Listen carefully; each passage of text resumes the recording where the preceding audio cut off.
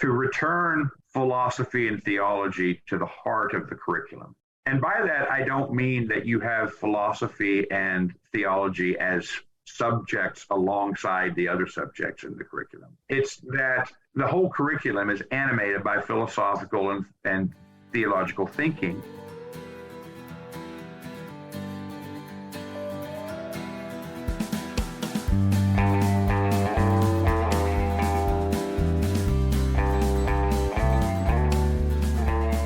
Ladies and gentlemen, welcome to the Crab on the Cross podcast. I'm your host, Mary Rose, and we are back with season 3, baby. I hope everybody has been enjoying their summer. Thanks to all who tuned into my 5 mini-sodes on the Beatitudes. I do still have 3 more to release. The month of July got very busy for me, so I hope to return to those last 3 reflections at some point, TBD. But we're back with season 3. I'm super excited to share with you all the interviews I've been recording. And to kick off season 3, we're going to be starting with some episodes on education. A lot of my friends are in that point where they're getting ready to start thinking about school for their kids. There's a lot of contention with some of the things that are happening in public schools these days. I worked in Catholic school for a number of years, and, they are not without their problems either. So I've been recording a couple of interviews that discuss kind of a philosophy of education as well as some practical applications of it. So to kick it off, this first interview is with Dr. Michael Hanby, and I'm releasing it in 2 parts. 1, because it turned out to be very long, but 2, I thought it would be helpful to separate kind of the theory from the practice. So Dr. Michael Hanby was instrumental in creating the curriculum for a classical K-8 school and then a classical high school as well. And so we talk about some of the challenges and pitfalls with modern education, why classical education might be a better option, and just some of the criticisms of classical education, such as it's, too Eurocentric, or it's, become elitist or things like that. And so in this episode, we get into the theory. And then in the next episode, which I will be releasing on Friday, we talk about the actual rebranding of the school, which became a classical school, and some of the nuts and bolts of the curriculum, which in a way might sound like a bit of an advertisement for the St. Jerome's Academy, but I think it gives you an insight into what classical education might look like on the ground in the classroom, and hopefully it'll be inspiring for those who themselves are educators or are looking for the right way to educate their kids. So anyways, excited to share this. Would love to hear your thoughts. Make sure you are following me on Instagram at the Crab and the Cross podcast. And then, is it Twitter? It's not Twitter anymore. I don't know if you guys know this, but Elon Musk changed Twitter to X. It is now X. You log on to twitter.com and a big X pops up. There's no little cute blue bird. So I don't know whether to say follow me on X or follow me on Twitter, but follow me over on the Elon Musk machine at Mary Rose Depp. You can also check out my Substack at maryrosedep.substack.com. These interviews are on YouTube. And you can support me by becoming a sponsor over on Spotify or on Substack. So I think that is everything. I'm so excited to be back. And now for part 1 of my interview with Dr. Michael Hanby.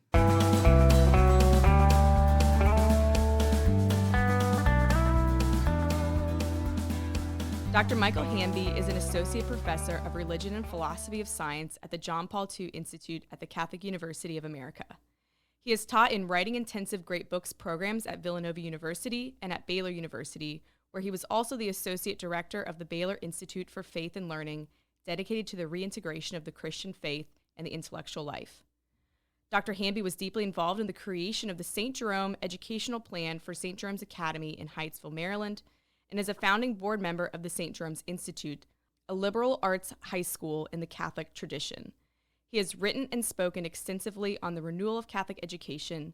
He is the author of 2 books and numerous articles and is the father of 2 teenage boys. Dr. Hanby, thank you so much for joining me today. Oh, thank you for having me. Really happy to be here. Good. So during this season of my podcast, I'm trying to explore more the idea of education and some of the different educational models, because I have a lot of friends who are, I mean, their kids are young, but they're starting to think about where they're going to send them to school, and even if you choose Catholic education, there's a wide variety of models that you can choose from. And so I'm trying to explore more what the differences are and what they have to offer, to the extent that, we can, I guess, calculate that. Sure. So before then we dive into the heart of the curriculum, I want to go back, because you said you were teaching college freshmen both at Villanova and at Baylor. Right. So what were some of the problems that you were witnessing, and maybe more broadly, what do you think are some of the problems with modern education? We can kind of broadly term it. Oh gosh, well, there are many. Yeah. Right. First of all, to situate this in the context of a broader sort of cultural criticism, we inhabit a culture in which the fundamental values, or the highest goods, generally speaking, are freedom and tolerance, which involves a certain advance agreement, either that we won't discuss big questions, questions of truth, questions of God, for example, either because to do so would be to infringe upon freedom and tolerance, or because we've decided in advance that such questions either don't have answers or are unanswerable. Yeah. When you do that, when you eliminate the big questions and the meaning of life in a substantial way from the content of education, you remove a lot of the incentive for being educated in the first place. Right? You remove really the appreciation of and discovery of true beauty, or the love of truth from the logic of education. In fact, I've said this in print a number of times, that education comes to consist in rigorously not answering these questions. Education ceases to be an end, right? The formation of the soul, the conformity of oneself to reality, the discovery of truth, or the mystery of life, whatever you want, ceases to be the end or the goal of education. And education itself becomes a means to something else, right? A means to the achievement of certain, to finding a career, right, for example. Yeah. So the consequence of that is multifaceted, it seems to me. Yeah. In my experience, one is that you can't really remove those issues, right, without fundamentally falsifying the educational endeavor itself.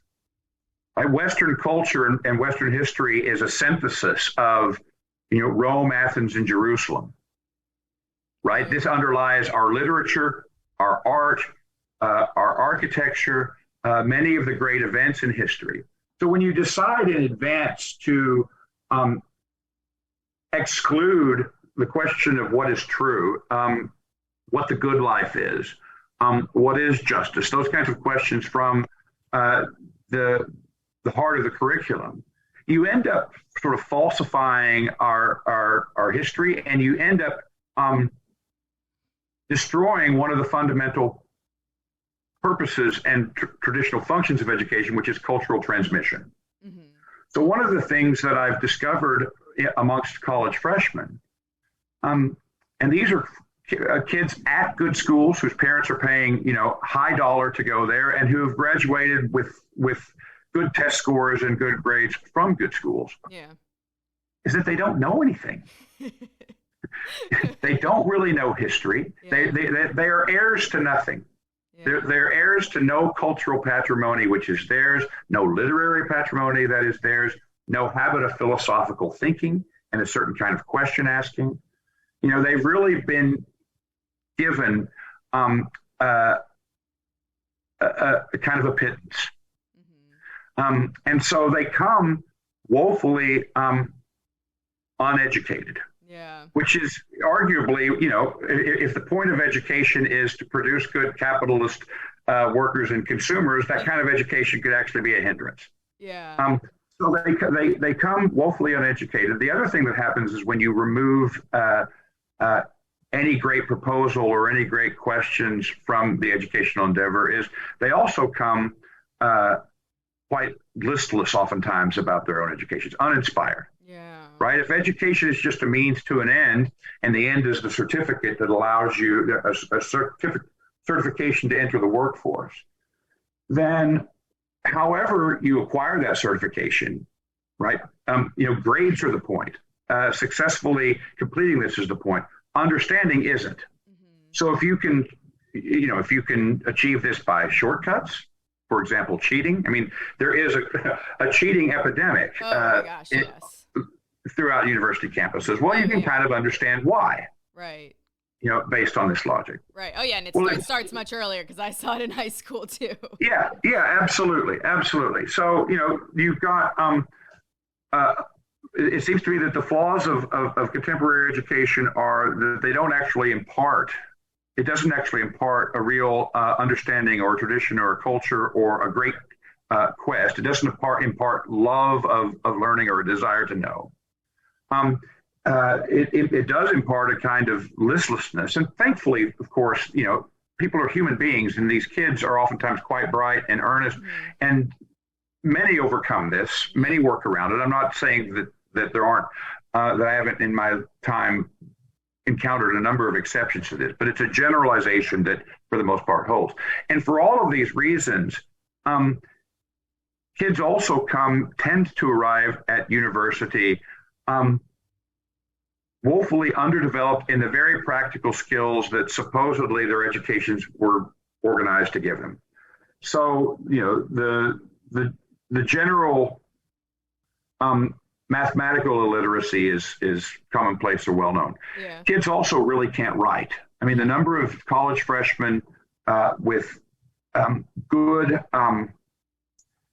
test scores and credentials that I've encountered who struggle to compose a good English paragraph or a good English sentence, and who have read very little that would have allowed them to do that, are they are many. Yeah. And so the dirty little secret of so much of university education is that the first couple of years is often spent doing remedial work to try and catch up with what they should have learned in high school. So before you even get to the question of what contemporary education does for or to the life of faith, mm-hmm. And what contemporary Catholic education, how successful it has been or not been in deepening and transmitting the faith. Before you ever get to the question of Catholic education considered religiously, there's the question of the widespread, what I regard as a failure of our educational institutions. Now, my friend Patrick Deneen, who you may know of, he's become quite a big deal in the last few years with his books on, the latest is Regime Change, and an earlier one was Why Liberalism Failed, mm-hmm. wrote something a few years back that this is actually the success of the modern American educational system, that it has achieved in doing precisely what it set out to do. I am a little bit inclined towards that polemic, but we can set it aside, whether that's true or not. Yeah. The result is seems to me to be the same either way. And this was my experience with college freshmen. And of course, when the St. Jerome's opportunity arises, I'm the father of two young boys who I would desperately like not to turn out like that. Right. I would envision something that I wanted more for. Yeah. So those things kind of converged in that moment. Yeah. So I would definitely concur with your observations, both from my own experience going to college, teaching high school, going to high school. But I'm trying to figure out where they're going wrong, because when I think about my own education, the education at where I've worked, they have history class, they have English class. you have to write papers. You're supposed to learn, about the various epochs of history, ancient history, American history, modern history. So how is it that these subjects are present in the curriculum and like there's assignments, there's work. How is it that the information is not sinking in?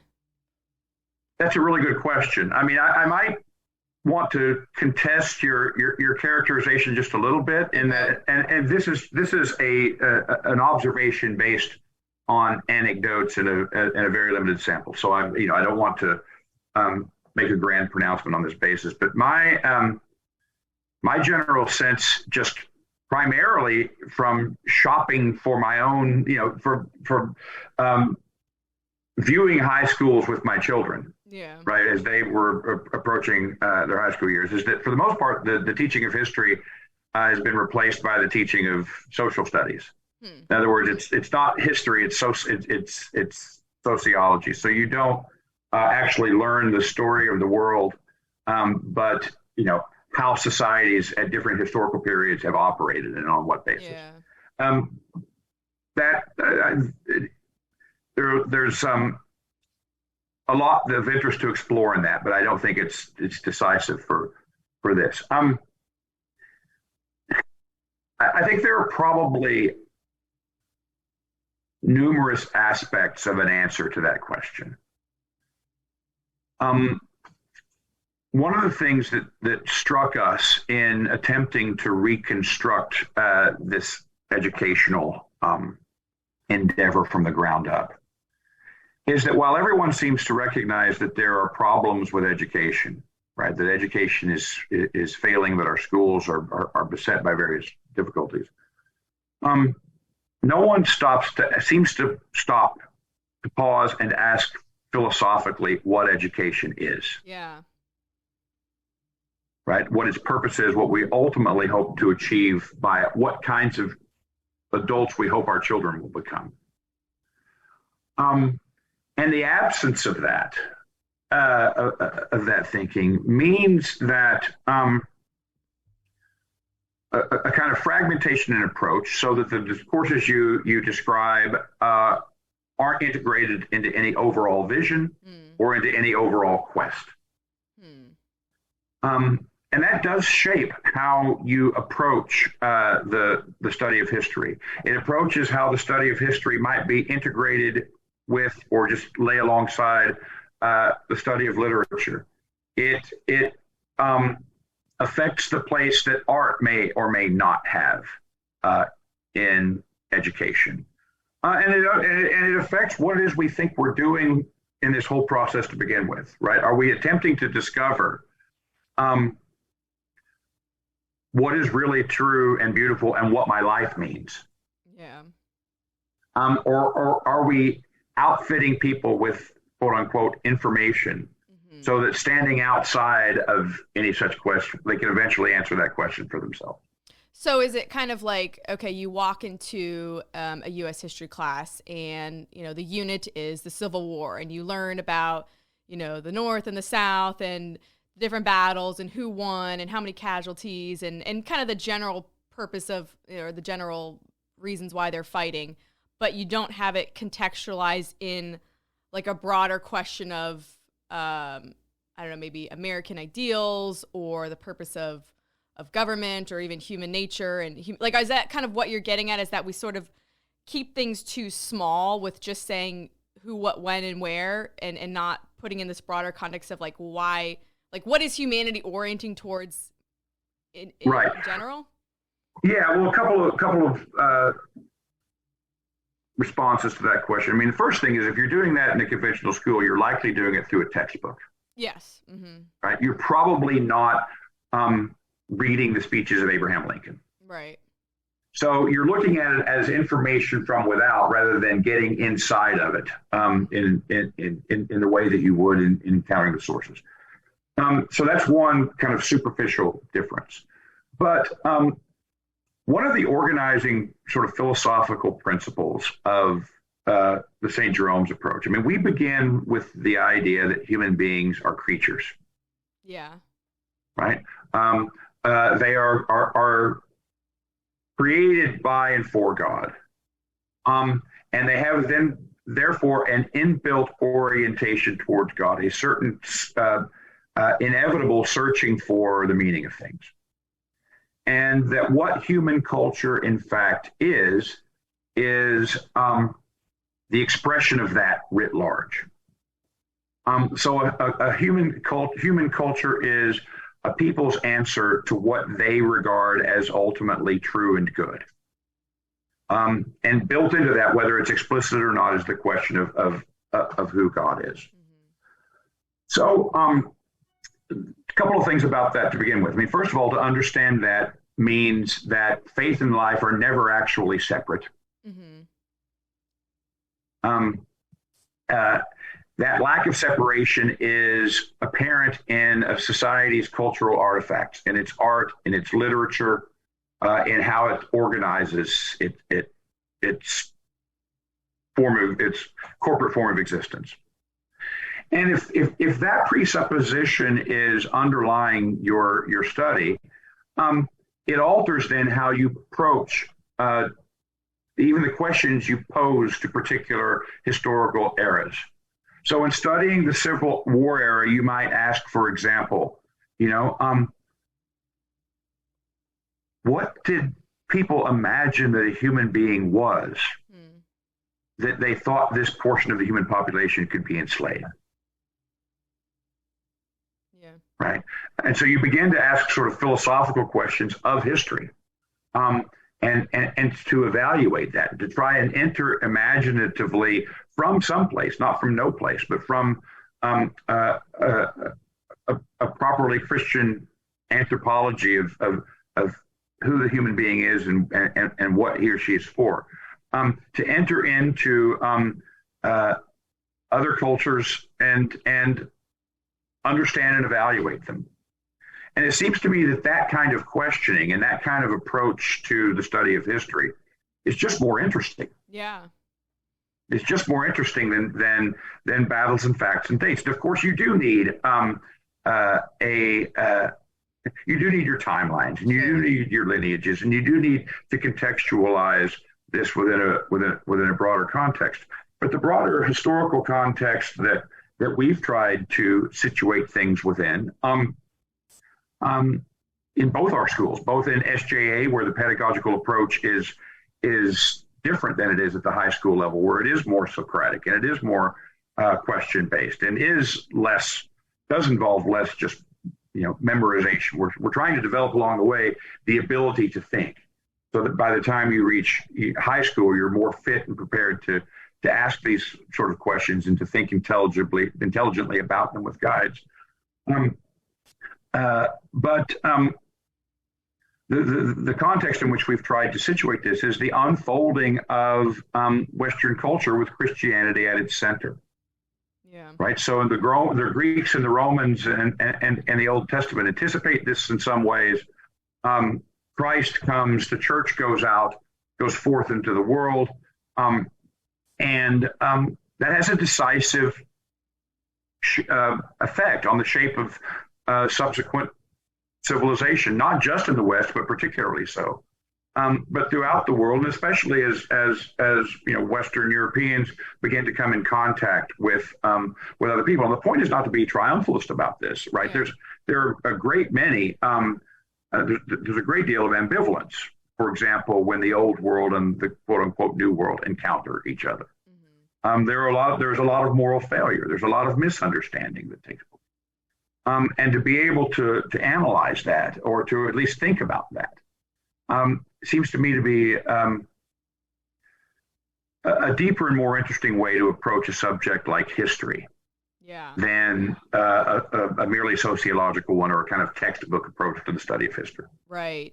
Yeah, and I can say in my own experience, like history class was always one of my least favorite subjects in school. But when I went to college and I majored in theology, studying theology made me so fascinated with history. And then when I didn't get a lot of church history proper, or even a lot of history proper in my undergrad education. It was kind of disjointed. But when I went on to my master's, the thing I was most looking forward to studying was church history, because it kind of opened up this new world for me, that history wasn't just here's what happened, here's who was involved, and here's when it happened. But it was this broader view of like what ideas were shaping various movements, and what did people believe, and how did this advance or not advance the kingdom of God. It made it come alive for me by looking at it more through the lens of ideas, I guess. Yeah, well, your experience actually captures very well some of what we've tried to do, which is to return philosophy and theology to the heart of the curriculum. And by that, I don't mean that you have philosophy and theology as subjects alongside the other subjects in the curriculum. Okay. It's that the whole curriculum is animated by philosophical and theological thinking. And the whole of reality is put to philosophical and theological questioning. So it involves a way of thinking about history when you're doing it. For example, it's along the lines of what you were, describing in your own experience. Yeah. And of course, that's by necessity in a secular liberal culture with the sort of logic and agreements that we were talking about earlier. That's necessarily excluded from conventional education, and it's largely excluded from Catholic education insofar as what Catholic education has been is public school education plus religion class or plus service learning. Right. It seems to me that it's almost impossible to do this outside of a Christian or a Catholic context. But at the same time, I know that there are some secular, for example, great book schools like St. John's College in Annapolis, where they do kind of do this thing. And I know that they do include scripture as part of their canon. But do you think it is possible to, let's say, educate the masses in a I guess a syncretistic world, like a pluralistic world like America? Is it possible to even do this sort of education when people have different religious traditions and backgrounds? Yeah, I'm not optimistic about the future of education in America, and I also am not sure that I concede. I realize we understand our culture as pluralistic. Yeah. But I've, in my day job as a kind of philosophical and theological thinker about culture and science and what have you, I've come to the conclusion that underlying that our pluralism is mostly superficial, and that to inhabit modern America is to inhabit and to imbibe a kind of monism of meaninglessness, which that our default cultural position from which we all began is that there is no built-in meaning to anything, that science is the arbiter of truth exclusively, et cetera, et cetera, et cetera. Yeah. And on the basis of those assumptions, a culture-wide renewal of the educational endeavor seems to me far-fetched, because underlying our educational crisis is a civilizational one. This seems to be more and more evident in a variety of different spheres by the day.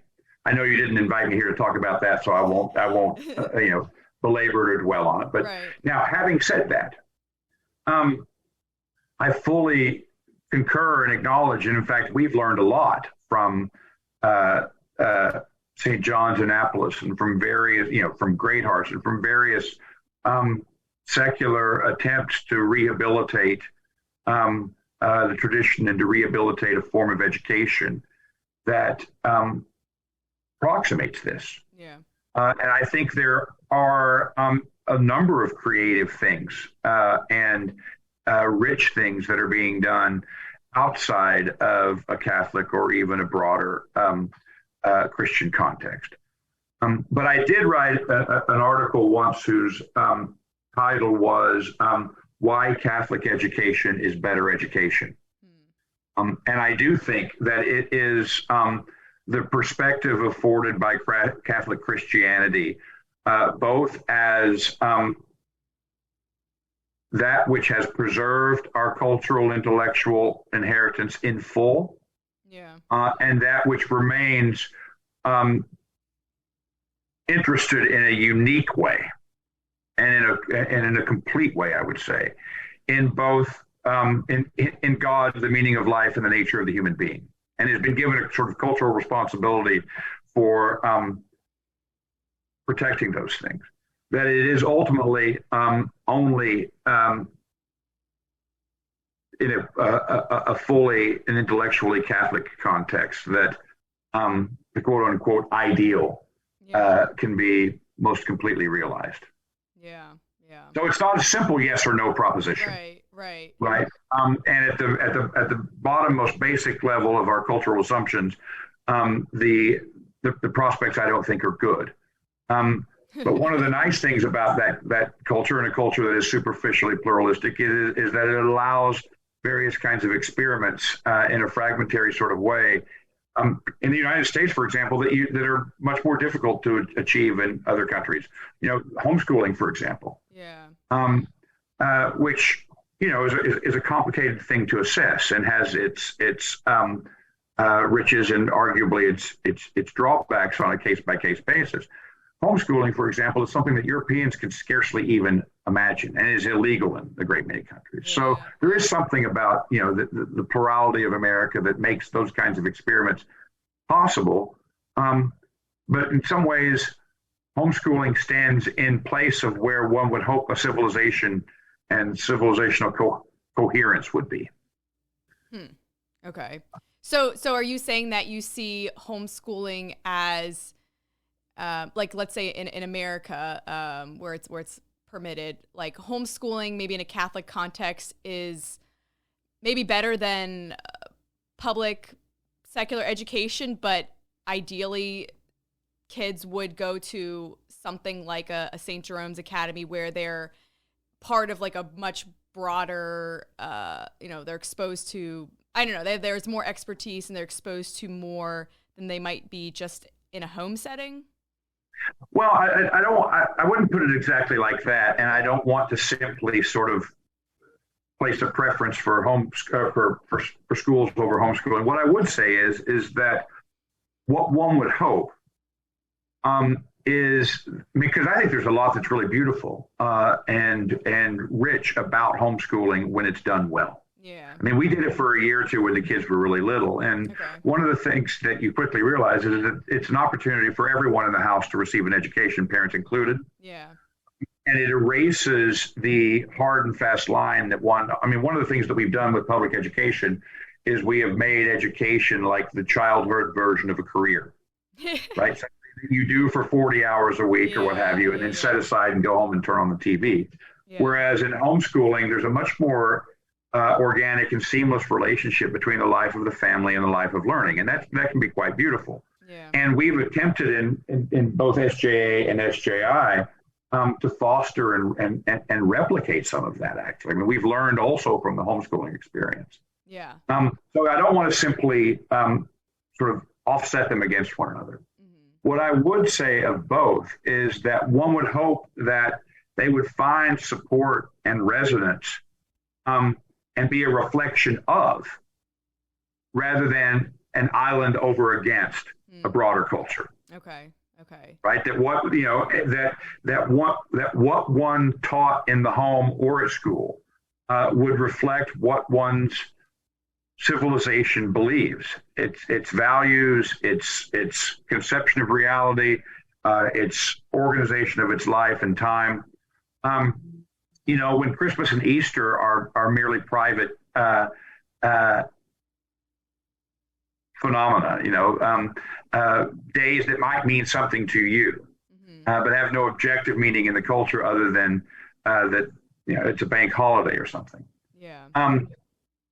Then obviously you're not living in that kind of world. And what both I think sort of properly and more intentionally Catholic education and homeschooling have in common is that they are in some sense counter and inevitably become sadly somewhat even anti-cultural, because the prevailing culture, the prevailing popular culture, the prevailing peer culture the culture now, is a really strong current that we oftentimes find ourselves swimming against. Yeah.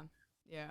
So rather than express a preference for an institution or lack of institution, you would want in any event, and true education is communal, mm-hmm. right? Because it involves the actual shape of the world and the truth of that. Yeah, absolutely. So one more kind of broad philosophical question, then I want to just hear a little bit about kind of the nuts and bolts of St. Jerome's Academy and Institute, what sure. somebody gets who would go there. So whenever we talk about liberal arts education, we often see it synonymous with Western culture, kind of the Greco-Roman, Athens and Jerusalem, Christendom, etc. But there's this whole other half of the world that we call the East. And I used to teach world religions. And so, I taught about Hinduism and Buddhism and Confucianism. And the East is fascinating. And they have their own very rich philosophical culture and, have made significant contributions to technology and have had their own, very vast history. Obviously, the East is far less Christianized than the West, but certainly Christianity was in India long before it was in, Ireland. Sure. And so how do we... In Ireland a long time too. That's true. But I mean, what do we do with the East? Like, how do we have... I don't know. Is it bad to have a Western-centric culture, like, or I guess a Western-centric view of education and history? Is there a way that we can integrate Eastern studies into Western liberal arts education without, I guess, sacrificing Christianity? Yeah, I think so. But you don't do that as if you didn't inhabit and were yourselves the recipient of Western culture. Yeah. Like pretending we now occupy some cosmopolitan perspective from nowhere. Yeah. That it seems to me is actually a recipe for some of the worst kinds of so-called cultural appropriation and so forth. I think there are a number of different ways to do this. Yeah. Remember, and the foundation of it is something that I mentioned earlier, which is a theological and philosophical rather than merely sociological understanding of the human being and of human culture itself. Mm-hmm. If human culture is itself an expression of a people's understanding of what is true and good and real. Yeah.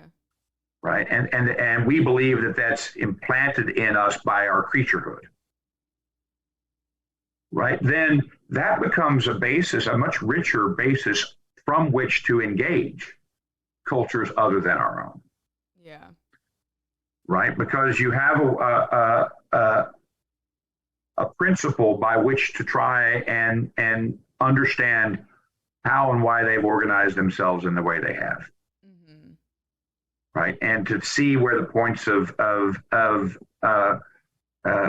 convergence and difference lie. And to understand that underneath those points of convergence and difference, from our point of view, there's something universal based in the fact that we're all children of God. So there's that. There's also interesting ways, I think, to approach this historically. I mean, that one can approach. I'm looking at a great little book here that I really loved. I mean, it has some weird things in it. The author herself was not a Christian, but this is a book by a book probably for children who are maybe 8 to 10 years old. Yeah. It's been a long time since I looked at it, so I could be off by a couple of years. Called Augustus Caesar's World by Genevieve Foster. Okay. And I remember reading this to my kids when they were in second grade. And what it does is it takes the period of history from 40, and we in fact proposed that this book be used at St. Jerome Academy. Mm-hmm. And what it does is it takes the period from, say, 44 BC to 14 AD. Basically, the period spanning the life of the Caesars, but also including within it the birth of Christ. And it weaves together in a kind of narrative way the history of what's going on in different parts of the world. Mm-hmm. With a certain kind of, we might want to critique it, spiritualist point of view, sort of providing the animating thread. But it struck me as a model of how one could approach the study of other cultures and the cultures of the East, both historically and philosophically, concurrently, without sacrificing one's own perspective as a child of the West, or without sacrificing a theological and philosophical understanding of the centrality of Christianity to Western history. Yeah. How to weave those things together is a complicated and nuanced and quite delicate endeavor that involves real thinking on the part of people doing the teaching, a real sensitivity and I don't know that it can just be simply programmatically laid out in advance. Faculties need to think about how to do this, but they have to think about that from somewhere, from some stance about the meaning of history and the meaning of the whole, and that's what we've attempted to provide. So there's nothing. There's obviously in a course like this, you can't really appreciate other cultures without understanding your own and without understanding yourselves. Yeah. And one of the effects of the flawed education that we were talking about earlier upon students is, it seems to me, is they have no real understanding of their own culture, the history that furnished them with their own ideas, and therefore of themselves. Yeah. And that's the basis for a really superficial approach toward and embrace of and thought about other cultures. Yeah. So it does not seem to me at all the case, in fact, quite the opposite, that becoming a genuine recipient of and heir to one's own cultural traditions excludes a deep appreciation and understanding of others. To the contrary, I would say it's the basis for that. Right. How one brings that about is, programmatically and in terms of and pedagogically is a nuanced matter. But you've got to be clear about the principles first. Yeah, because if truth is universal, then it can't just be something that works in Europe or in America. It has to be something that can be, integrated and expressed in India or China, is a rough place right now, but, it has to be something that can be universalized to people who don't maybe have Western culture as their mother culture, right? Right. If there is a human nature, right, and if a desire for transcendence or a desire for God is inbuilt in that nature, if an orientation towards truth and goodness are built into what it means to be human, then that will obviously find different expressions in different places and different historical periods. But it will give you an orientation for which to think about that. Of course, the very idea that there is a human nature, right, and that we have these built-in inclinations is itself in dispute, and in some ways our present culture and our liberal secular culture is premised upon the idea that there is no such thing. In the absence of that, education, the prospect of education itself becomes extraordinarily challenging, I would argue, if not ultimately impossible. You get a distortion of the very meaning of education along the lines of what we've been discussing.